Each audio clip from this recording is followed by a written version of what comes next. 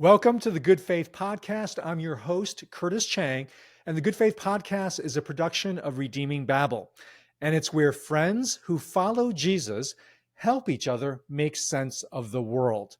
And one reality of the world is that it is filled with disagreements, sometimes very profound conflicts and fights. And so the question for this episode is, what can the law do or not do to resolve those disagreements? What are the lessons and limitations of the law in a world filled with conflict? And I have the perfect guest to talk about this. This is John Inazu, who is the author of a recent book, Learning to Disagree: The Surprising Path to Navigating Differences with Empathy and Respect.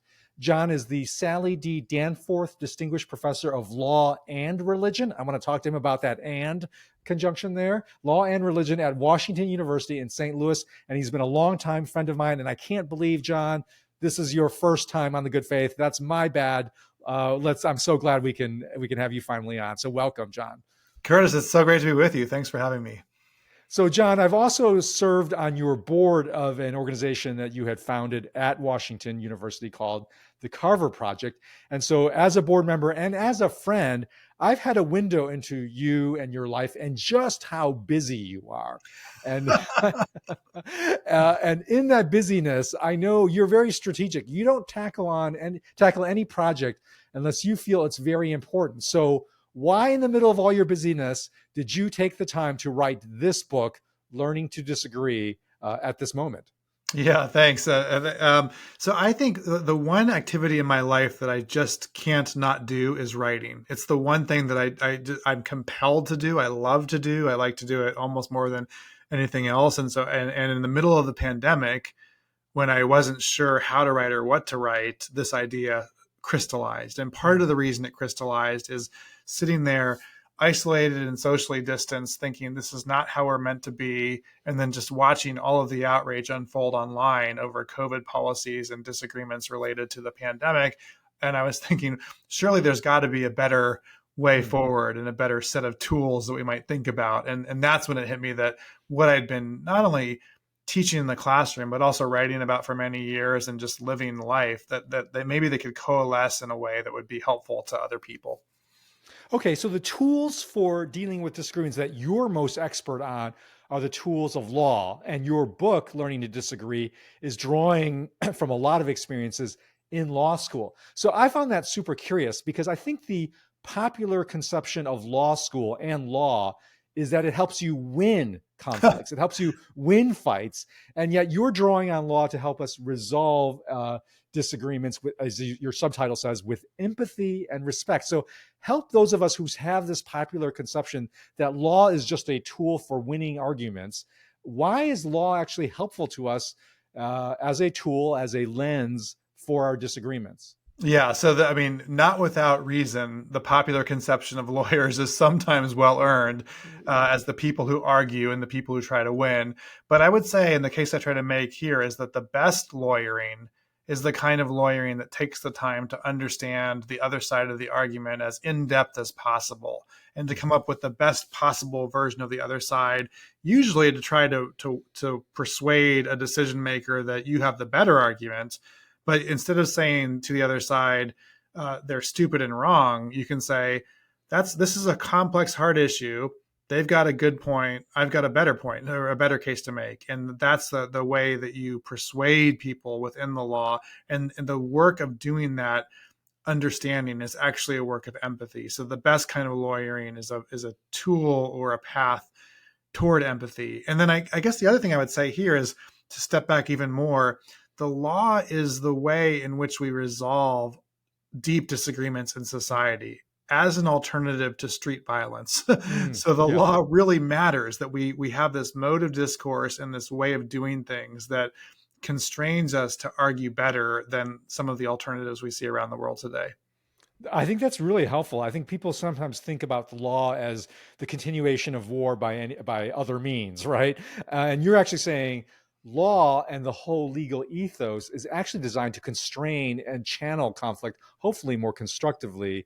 So let's apply that to because not everybody is engaged in matters which law formally can do that. But I think your book is trying to say the lessons of law can still help us in resolving our various interpersonal differences.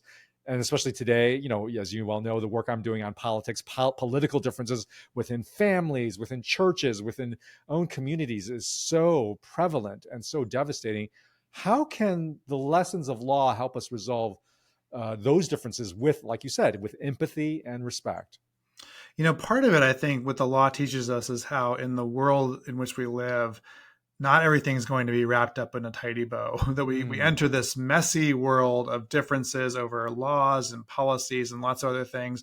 And intuitively, as human beings, we want wrongs to be righted. We want injustices to be made just. And the reality of a fallen world is that's never going to happen in a right. perfect sense. The best we have is proximate justice and proximate fairness. And the law is sort of one lesson after another in helping to realize why that's the case. Yeah. So in some ways, there's a lowering of expectations that's more realistic, that Mm, says, there will be, and as Christians we can say there is a time coming that is justice and is truth. But in the long stretch between now and then, the imperfect attempts at justice that we make are going to be met with frustration and mess and confusion. And the law gives us some ways to recognize that out of the gate and to navigate that. And really, this is tied a lot to your own work as well, that democracy itself has to be an ongoing conversation when there are winners and losers, and how you win and how you lose matters, and how you engage with your opponents matters a great deal too. John, I think you're raising a really important point that is about the true nature of law. Maybe one way to put it is it's like a signpost to God's justice, a pointer, but like all pointers and signposts, it's not it. It's not the thing itself. It's not the destination itself. And we have to recognize this gap. And I've been thinking a lot about this because I've increasingly been doing work with victims of various forms of church abuse. And one of the things I find is there is such deep injustice and betrayal that's happened in these cases that the victims have such this gaping hole and hunger for things to be made right because they've been so deeply betrayed and hurt. And so they sometimes get to the point of engaging in some legal recourse, whether it's actually, a criminal case or a civil lawsuit of some sort. And there's this almost sense like, aha, now we will finally get justice. And so there's so much emotional energy and expectations pinned on it. And then I find over and over exactly what you just described.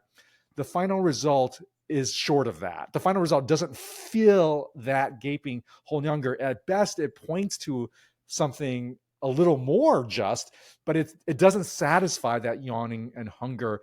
Say more about that and how you as a lawyer, deal with people who are coming to law with that almost eschatological expectation. This is going to usher in the kingdom of God, this lawsuit, right? Right. Well, and you're raising an important point too, which is we still very much need that proximate justice. Mm-hmm. We need to punish wrongdoers. We need to allow for restitution and to help victims, sometimes financially, sometimes through other means. All of that's very important. But to recognize the gap that inevitably exists, that Yeah. this wrong will not be made right, that there's no amount of dollars or punishment or anything else that is going to say to a victim, especially of a horrific crime, don't worry, from this point forward, it's all fine, because that's just not how we live as human beings. Now, I think what part of the law points to, though, is, and this is especially true for Christians, how then might you engage? What are the Mm-hmm. possibilities and the ways to imagine a different future? And here, notions of forgiveness and reconciliation really become quite powerful. You can't command forgiveness in the positive law, but what you can do is model it, and to say, in faced with the reality of an unjust world where harms will not be made fully right, that people who have faced massive injustices can still choose, with God's grace and God's help, to move forward in forgiveness, not in a way that forgets the past, Yeah. or that not in a way that always goes without recompense, but in a way that acknowledges the only possibility of moving forward in this world of injustice and great harms is to imagine a quite different future that transcends them. That's so interesting. I've never thought about law as an expression of the Christian worldview of the now and not yet. That as the law itself built into it are signposts that say there's some justice that is coming that we actually need to enact now, but there's always a not yet gap that we always have to recognize and sort of accept. Can you give other examples? So you talked about, like that, the fact that you have to seek recompense now, and there has to be some marker of wrongdoing now, and yet that's not the full healing of that is the not yet. You can't ever expect a lawsuit is going to heal all the wounds. Like, what would be other examples where law serves as this now and not yet pointer to the final kingdom? Oh, yeah. So one thing that comes to mind is just how many of our policy disputes in society really are zero sum. There are going to be winners and losers. So one of the stories I share in Learning to Disagree is, maybe a somewhat simplistic or small stake story about my own experience with allergies. I happen to be allergic to many things under the sun, including small animals. And so when I find myself on an airplane next to somebody with a dog in a crate, I'm the loser in that situation. Right. You can't have both the allergy sufferer and the pet lover maximizing expectations. And you can't have half a dog. So, on these, and I've been on enough planes sitting next to dogs that I know it happens, somewhat frequently.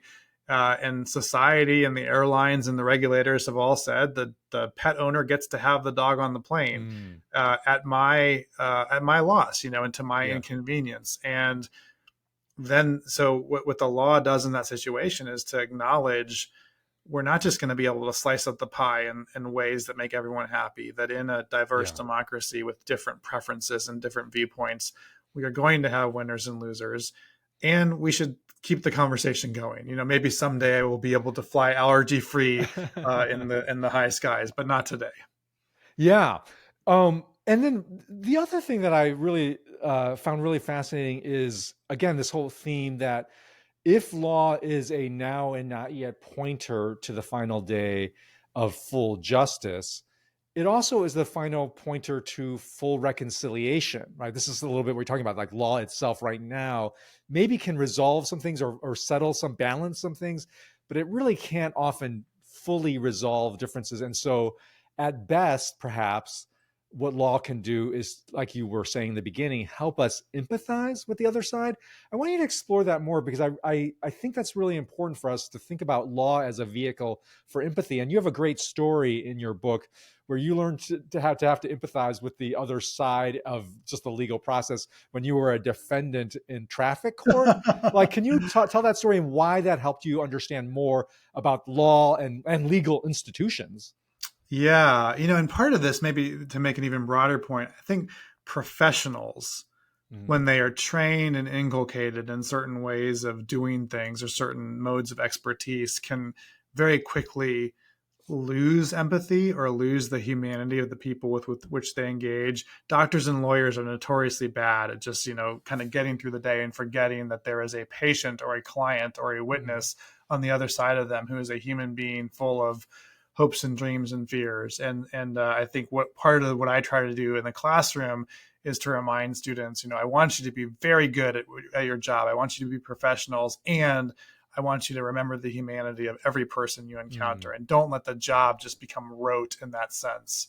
So one of the stories that I share in the book to this end is when I am going to traffic court because I get a ticket, for allegedly committing a traffic violation. We won't go into the details or the I merits. love the lawyer ready to say allegedly making a left turn on a red light, I believe was the particular charge. This is being recorded after all. Yeah, exactly. I may be deposed in a future. So. That's right. But, and so I find myself going into traffic court, and I have been in lots of courtrooms. I used to litigate. I was in courtrooms. I've taught prosecutors and defense attorneys and judges. And so I'm someone who comes in, with a position of power and knowledge when it comes to the legal system. And yet, when I am the defendant in my municipal traffic courtroom, the process is utterly terrifying and unfamiliar. And I walk in not knowing, where to go, not knowing what to say, how to dress, who to talk to. And it's sort of the unfamiliarity with the system that in that moment has power over me. Yeah. that, at least conceivably and theoretically could put me in prison if I do things wrong. Yeah. That's to be on that side of the power dynamic Mm. in a job where I usually don't find myself there is very eye opening, Yeah. and you realize how much you have to depend on the people to help you understand local knowledge and unstated norms and all sorts of things. And then you realize a whole lot of people in this country and around the world deal with that every day in extremely unjust settings, and are on the losing end of those power dynamics. And if you can't, like, sort of in the moment of your own sort of slight experience in that direction, if Mm. you can't muster a little bit of empathy for what others experience throughout their lives, then you're doing it wrong in that sense. Yeah. Well, John, in that story, you're raising a very big and important theological uh, paradigm that you and I have talked about, that and that I'm very passionate about, which is that institutions really matter, and in particular, legal institutions really matter. I've advanced listeners are well familiar with this understanding that institutions are themselves imaging God. They are also image bearers in the collective. And John actually hosted a wonderful conference on this, on the theology of institutions. One of my highlights last year in going to this. And so John and I sometimes very much are riffing on this idea of what is the theology of institutions. I want you to expand on that, specifically applied to legal institutions.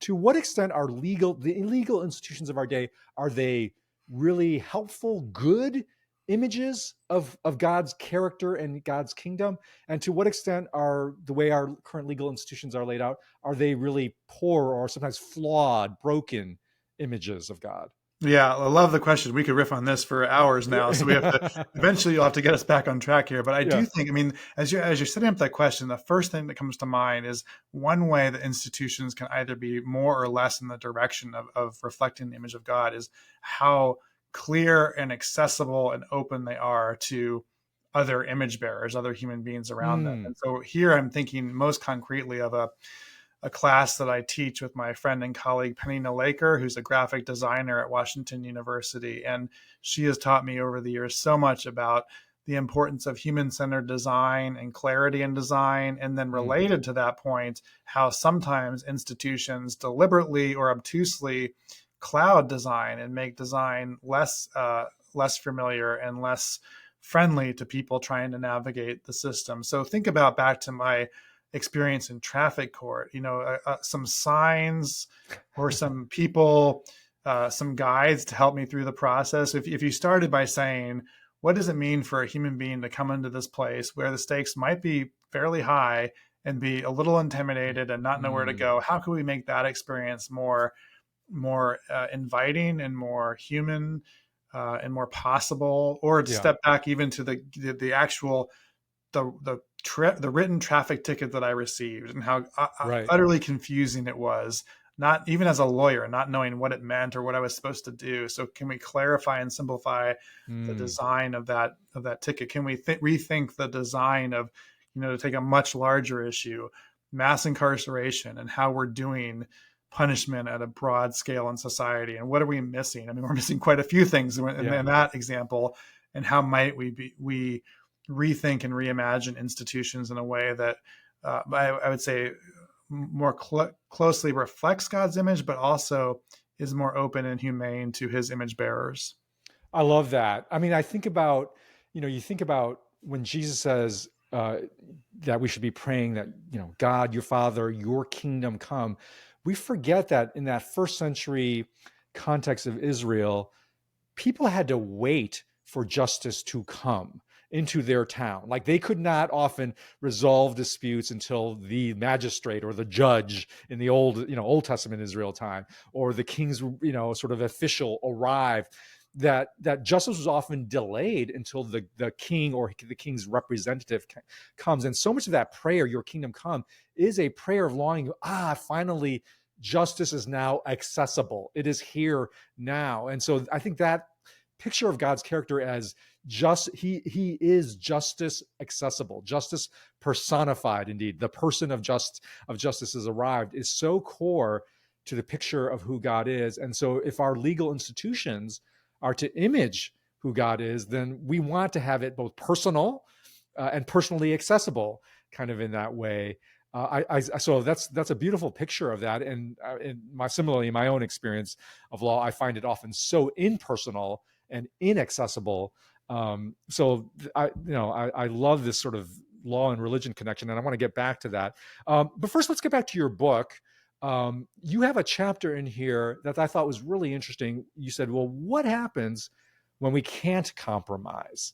When we can't, because we can think, oh, hey, we should be able to compromise, find the commonality, find the difference. But what happens when we can't do that? And I think that especially in our political season right now, where so many people find the political differences that they're finding that are characterizing their churches, their relationships, so forth, are so deep, so dividing that it just feels like compromise is out of reach. So in those situations, John, what's the lesson here that law provides for us?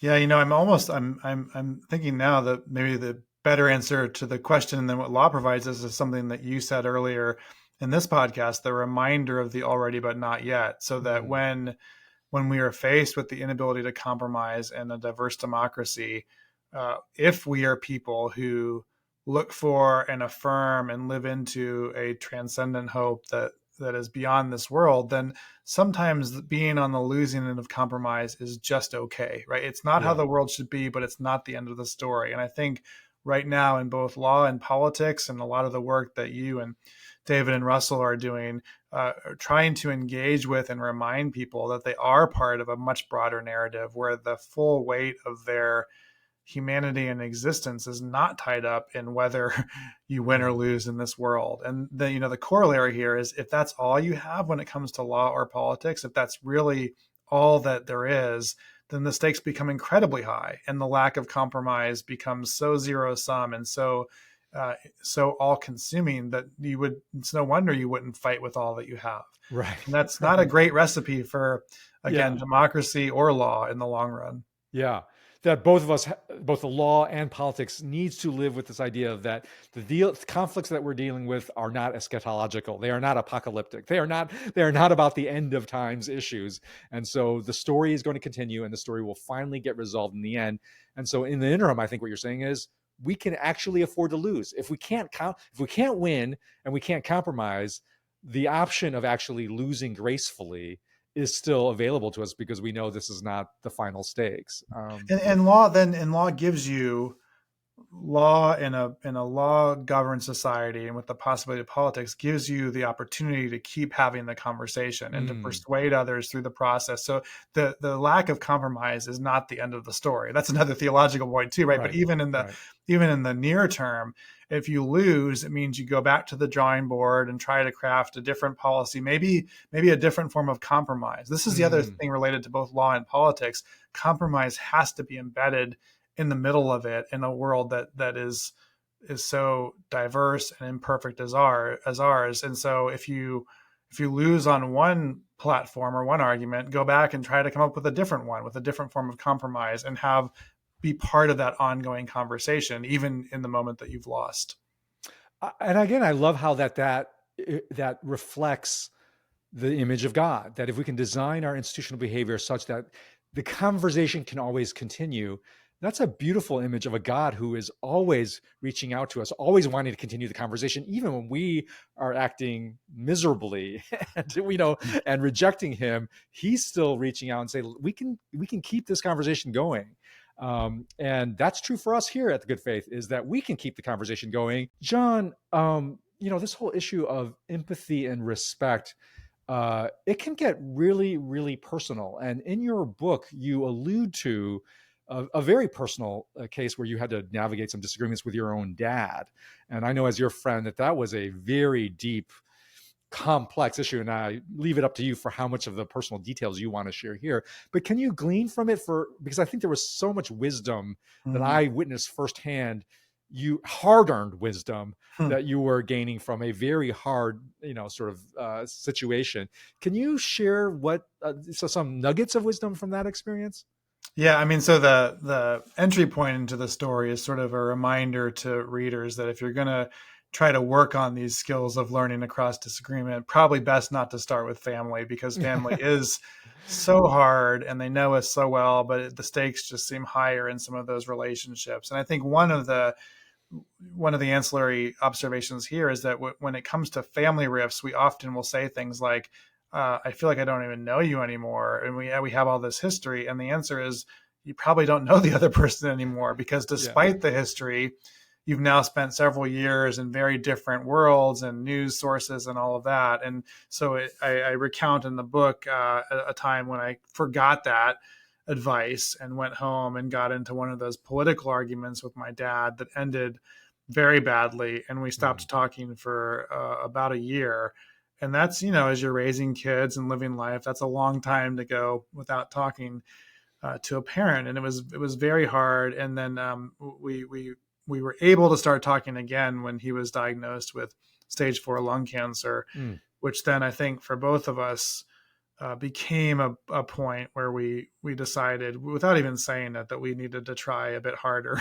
And one of the takeaways there for me is when you know that time is short, when you know that the interactions are limited, there is more of, I think, a responsibility and a desire to try to press through some of the harder divides. And that was certainly the case with my own father, not without challenges or hardships, but in a way that was ultimately quite redemptive. And I'm, super grateful for that time that we had. John, that's so profound. I think that's even actually another riff on the now and not yetness of all of this. That if we know that the time that we have now is limited, we're not going to. I mean, of course, there will be the end when we have the resurrection. So it's not like there's any final end, but the temporal nature. Dimension of our relationships will have an end. We will. There will be a time when we can't keep working this out or can't keep postponing it, and just to have that horizon be on our mind in all of these conflicts that we have with our friends, with our neighbors, or even with our family, to know, hey, there is going to come a time when we are running out of chances to, in this world and in this life, resolve things or come to the best possible in this moment compromise. That puts a certain urgency on leaning into empathy and respect. Right? Yeah, it's Yeah. interesting. And then to hold that intention with another reality, which is that we are all works in progress, and we don't know Mm. sort of when we're going to, when our lives end. We don't have that clarity, but we do know they will come to an end. And at the same time, between now and then, we're playing a long game with each other as well, that we are Huh. we are having a Yeah. series of conversations that we don't have to force it all the time. And Right. when we try to force painful disagreements without relational trust, it often goes poorly. So Yeah. as we know that time is limited, we also know that we need to be Mm. patient in some of our relationships, and sometimes step back and have very ordinary trust building conversations before we have the hard ones. Yeah, I love that at the interpersonal level, striking this balance between kind of a timely, sometimes urgently needed response with a patience to play the long game. I often think of it's funny because you just triggered my mind that I often talk about in the theology of institutions is that one of the ways that institutions image God's character is that actually institutions are the way that human beings play the really, really long game. That institutions are the embodiment of humans playing a long game that even extends across generations, right? That the definition of institutions being an organization that lasts across multiple generations. Say more about that. Like, how do legal institutions help us as human beings play the really, really long game in terms of holding our disagreements? In the long sense of the of the idea that we build upon long-standing traditions of argument and authority. I mean, even when you think about the nature of legal precedent, that we're not just making it up, but that we're constrained by what has happened in the past and what has come before us in a very complicated way. And it's not as simple as either sort of partisan side might say, but there's something, if you believe in the law at all, you believe that law is a kind of tradition-based reasoning that Mm. draws from the wisdom of the past, even as it encounters the reality of the present and what is to come. And through that connection and that ongoing argument allows us to root ourselves in our decision making and even our proximate fairness and justice as part of a larger story, which I think gives us real possibility to defend against the claims that this is just a power grab or this is just Mm. people making it up, that we're really tying ourselves to the mast in some important ways. And to your point, institutional continuity is a key part of that. Yeah. Well, and institutional continuity in terms of legal education, that we have a tradition through law schools of actually inculcating people into and inviting them into this long tradition of law. So I want to talk about that next, John, because I would say, as an outside observer to what is happening in academic environments in general, and including law schools in particular, is that rather than being welcomed into this long tradition where we can resolve differences, understand the other sides, that there's this sort of cultural impulse to actually turn the law classroom, as well as other academic classrooms, into just another battleground for getting our way and crushing the other side. Have you experienced that as a law professor? This cultural dynamic? Yeah, this is such an important question to surface here because I think there is a sense in which neither ideological media coverage of higher ed is getting it right in the current moment, whether it's Okay. higher ed generally or law schools in particular. So there is a sense in which I encounter both instances and bad actors of what you're describing, of people wanting to turn the classroom into power politics, of people wanting to cut against any kind of educational mission and hijack it in different ways. And there are, as you know from the book, there are examples where I've been protested and encountered some of those challenges. And those are not made up stories. They really happen. And they happen a handful of times a year. And in the other 340 something days of the year, whatever it is, you've got lots of really well-intentioned people teaching and learning and doing the normal things at a law school or a college or university. So this is to say that those things happen. And when you have sort of some progressive narratives that say, don't worry about it, it's not, everything's under control, there are real institutional problems and challenges in parts of higher ed.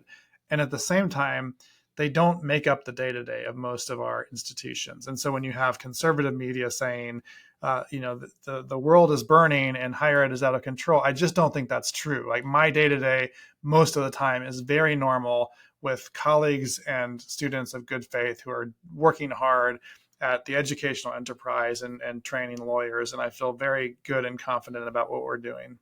Yeah.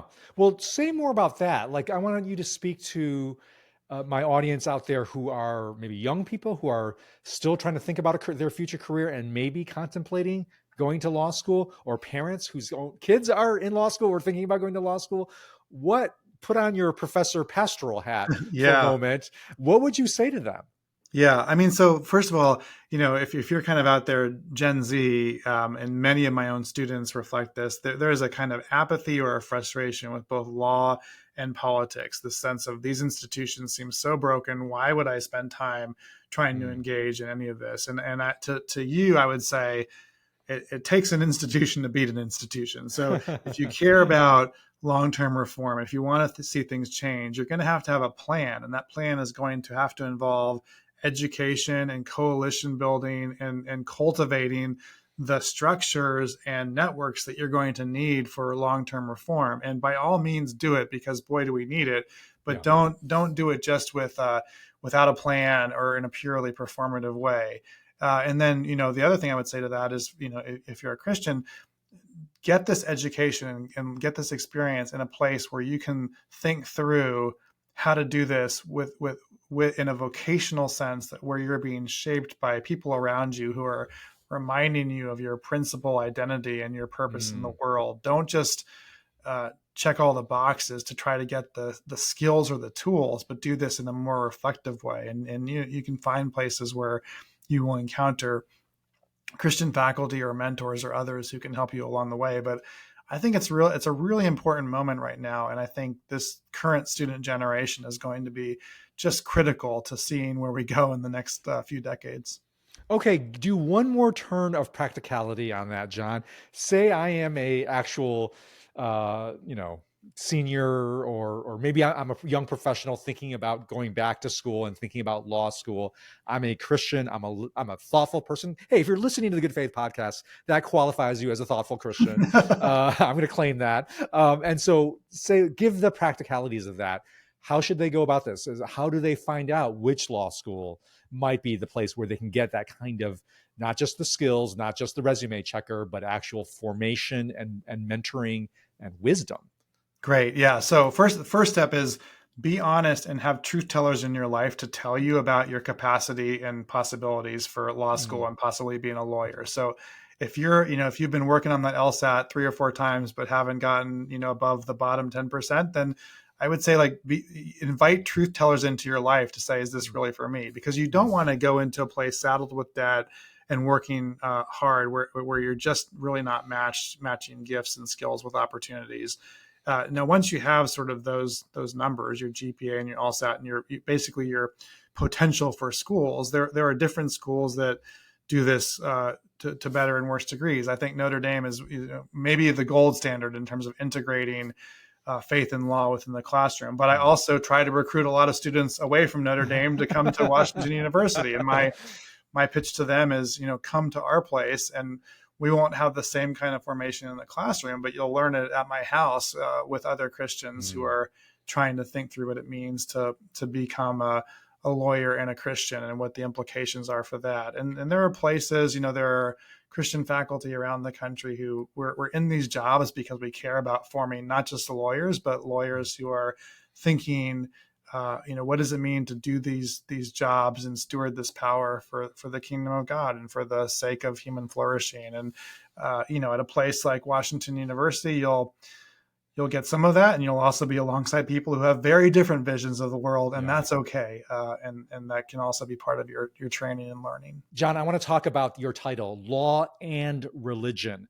because I think that and really matters. That oftentimes when people are thinking about the relationship between law and religion, it gets boiled down to a very narrow definition that I would say it's more like the law of religion. By that, I mean the First Amendment sort of technical disputes of free speech, practice of religion, and so forth like that. You are an expert on all of those issues of law of religion.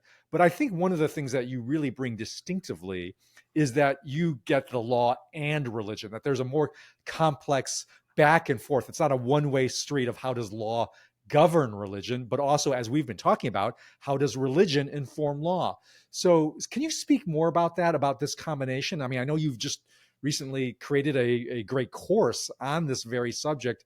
What are you trying to communicate in that course and in your field about this more complex back and forth relationship between law and religion? Yeah, I love the question. No one's ever asked me about that title before in that way, and so I really like it. I mean, my academic title is derivative of my being a faculty member in the John Danforth Center on Religion and Politics at Washington University. And so I have half of my appointment there and half in the law school. And through the Danforth Center, I teach courses to undergraduates that are, about not only law, but also about that dimension of religion, sometimes religious particularity, sometimes Christian theology comes into play there. And so I think often about the relationship between uh, law and religion and theology, but how they inform one another. And I think one of the really interesting observations about the study of both is that you are in both cases talking about text-based traditions where the Mm, words matter and there are mm, lots of interpretive disputes about what the words mean and the context of their meaning and how you yeah. understand and what authority comes from. And so I think there are ways to learn from both. What can law learn from theological interpretation? What can religion and theology learn from legal interpretation? And those have been super useful insights into teaching.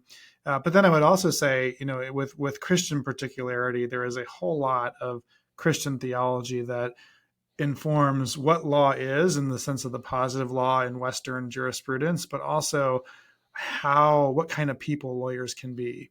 Mm, And with all of the temptations that the legal profession brings, pride and money and narcissism and power, there have been a lot of lawyers who have been Christians through the ages who have reflected thoughtfully and prayerfully and carefully about these questions. And there are a lot of resources to draw from. And one of my goals as a Christian law professor is to help Christian law students and lawyers think deeply and carefully about the implications of their faith for the practice of law. say more about that. I mean, there's it sounds like you're saying the law field has some particular, like as all professions do, has some particular temptations for malforming our people. You mentioned some of them. Can you say more, like reflect on your own life? How have you wrestled with, encountered these temptations of law to malform your own character? Yeah, I mean, how long do we have, right? I mean, I think, I mean, think about the billable hour, which reduces, every Mm, minute of your time into dollars, and it's yeah, often a lot of dollars. And you start to think, wow, I'm a pretty big deal. I can spend yeah, 11 minutes and buy, whatever, a yeah, new uh, a new sofa or whatever it is, yeah. and I think I've just gotten like what, $2,000 worth of value just by getting an hour of your time here. Is oh, that is yeah, I will that? definitely send you the invoice for that. Don't worry. Okay. No, but the billable hour that monetizes and instrumentalizes our time, Mm, the hierarchy of law that sort of exalts people into positions of authority that sometimes go unquestioned. I mean, law firm culture is a whole other mm, discussion about when you think about healthy and unhealthy institutions. The sense in which lawyers have a lot of capacity and influence in society, but that can go wrong quickly when you start to think that you are really important, right, or that your influence is really important, and then the sheer financial reward of a lot of the legal profession, where you start to think, like the frog in water, slowly your quality mm, of life gets better and better, and what you right. thought was a little dangerous 10 years ago suddenly feels like a Tuesday. And we're constantly formed by the environments in which we live, and law has a lot of, I would say, bad liturgies for which we need counter Mm. liturgies that are deliberate and thoughtful and prayerful. Well, okay, that's such a potent term, that law has these sort of potentially spiritually destructive liturgies, and that you need counter liturgies. So, John, what have been some counter liturgies for yourself that have been helpful in your own spiritual formation, that others, that our listeners could possibly borrow, whether they're lawyers or not? But I think maybe especially if they're in the law profession, they may benefit from. Yeah, and I'm thinking, listeners in general, but particularly law students who might be out there, start honoring the Sabbath now, Mm, because if you can't do that as a student, good luck doing it when you're buried in the day to day of work. And to say, yes, this profession is demanding, or whatever your job is, it takes a lot of time, and yet when God says rest, that there's real value and benefit in resting.